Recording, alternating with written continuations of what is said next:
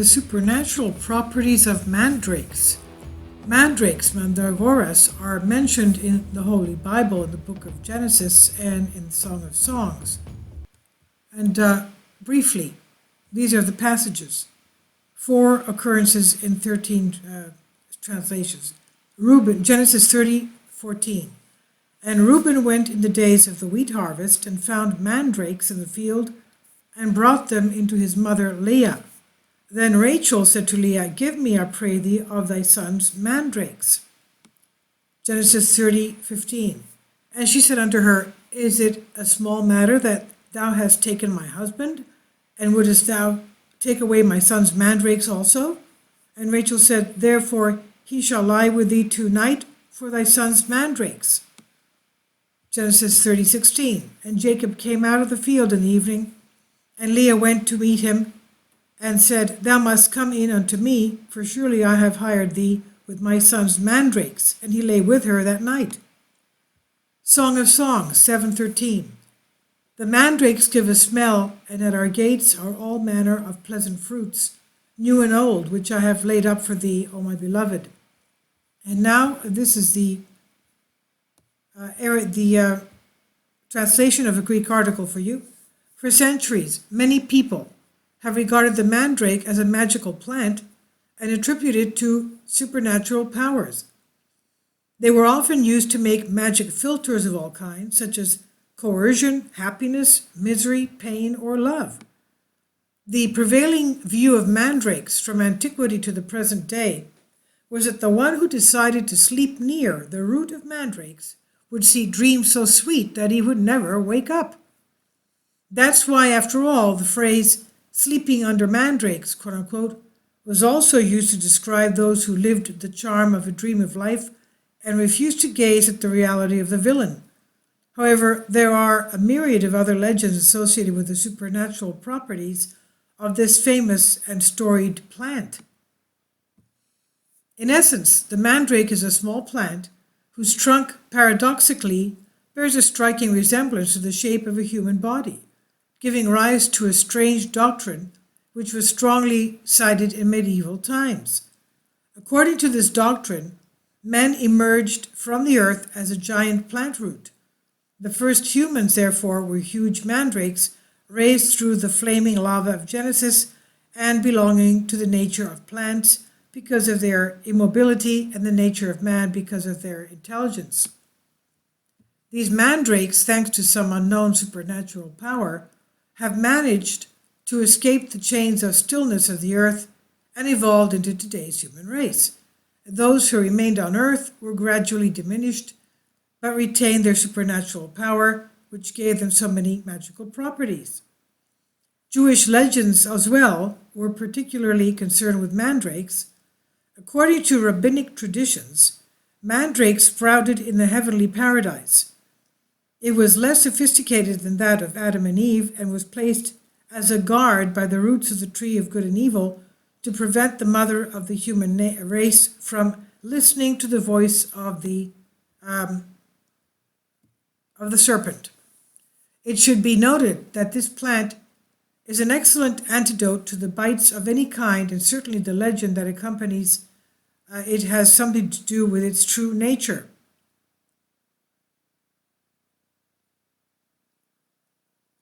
It's an antidote to the bites of serpents, of snakes, that is. Now, after all, even the Bible refers to this magic plant. Rachel, Jacob's wife, sterile for many years, asked for the mandrake to bring her to childbirth. Also in the Song of Songs, the wife, resting on the arms of her beloved, sought in the magical garden mandrakes whose drunken odor would reveal his love. Greek myths were also fragrant because of its seductive smell. Eros was often depicted by ancient poets as relying on mandrakes, and Kirki mixed it with magic filters, magic potions. All of these traditions were apparently derived from the coincidence of the medicinal properties of the plant, the mandrake, and its resemblance to the shape of a human body. In the Dark Ages of the Middle Ages, The mandrake was called homunculus, meaning little man, and was used extensively by the alchemists who were inspired to try to create human miniatures. In those gloomy years of darkness, they imagined the mandragoras, the mandrakes, as a kind of goblin which at night nodded with excruciating sighs and sang melodies of unbearable pain. He was doomed to be the unfortunate one who would dare to uproot him without taking proper precaution.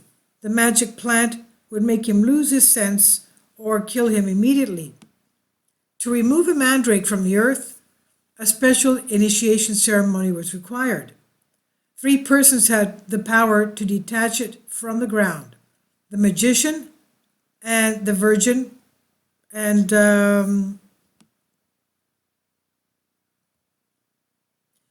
magician, the person that wanted to have magic performed, and a virgin. Okay, that's what it says here. Sorry, going back to the translation. But this happened only in the middle of the night. The person taking over the meditation, usually a virgin, walked with the candle lightly extinguished as soon as reaching the point where the mandrake had sprouted. She then carved 3 circles around it, and with the sword to her left, she then cut the long braid of her hair and tied it from one end to the plant, and from the other to a dog. Then it started to run away from the area, making wild cries, and the dog, who wanted to follow her, was finally uprooting the magic plant, which carried it with him. The moment the mandrake came out of the earth, it was shouting loud to those who were nearby, and they were doomed to death, it says here. All right. Now, William Shakespeare wrote his book, "You scream like mandrakes when they are uprooted from the earth, and the mortals who hear them go crazy." Isn't that something? The root of this almighty plant was considered valuable. There was no bliss in the world that it could not offer to its owner, it says.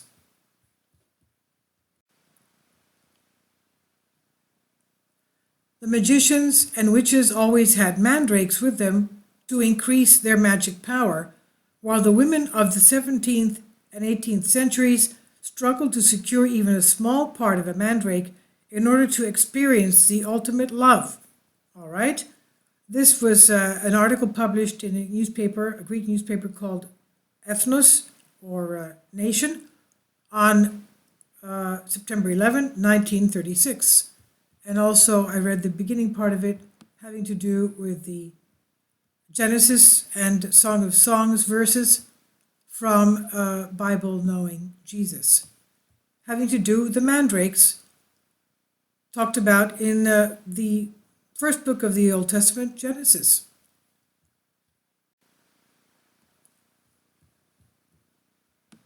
Now, what are the mandrakes mentioned in the Bible? Do they truly have any type of a strength having to do with fertility or love?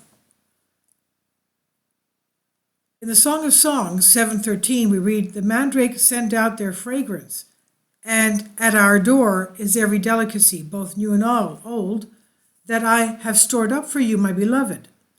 The mandrake is a short-stemmed flowering plant in the nightshade family, and therefore related to the potato. Mandrakes are mentioned in one passage in Genesis and one in Song of Solomon. Mandrakes have usually large, forked roots that sometimes resemble a human body with open arms and legs.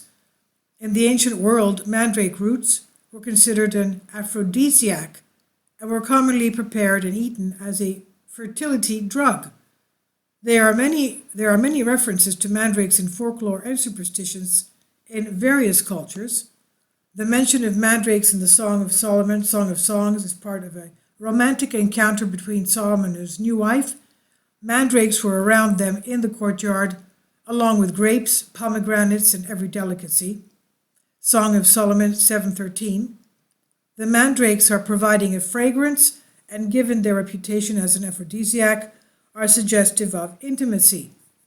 The entire description in verse 10 to 13 is of romantic setting that enhances the desire of the husband and wife for each other. In this particular scene, the Shulamite invites King Solomon to join her for sexual rendezvous out of doors in the early morning. Let us go early to the vineyards to see if the vines are budding, if their blossoms have opened, if the pomegranates are in bloom. There I will give you my love. Song of Solomon 7:12. The description of this romantic time is full of beautiful imagery, including the mention of mandrakes as a husband and wife enjoy each other among the vineyards. The one other biblical account to speak of mandrakes is found in Genesis 30, where there we have Jacob's two wives, Rachel and Leah, which are of course sisters, vie for Jacob's attention. Rachel wants a child and Leah wants more children.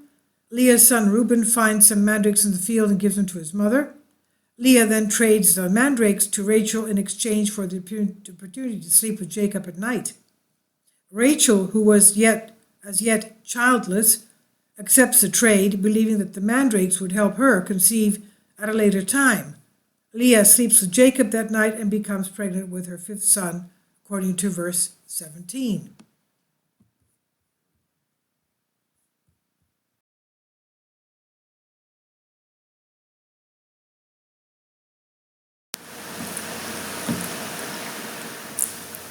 If you'd like to join me on my Patreon account, you will hear content not covered by mainstream media.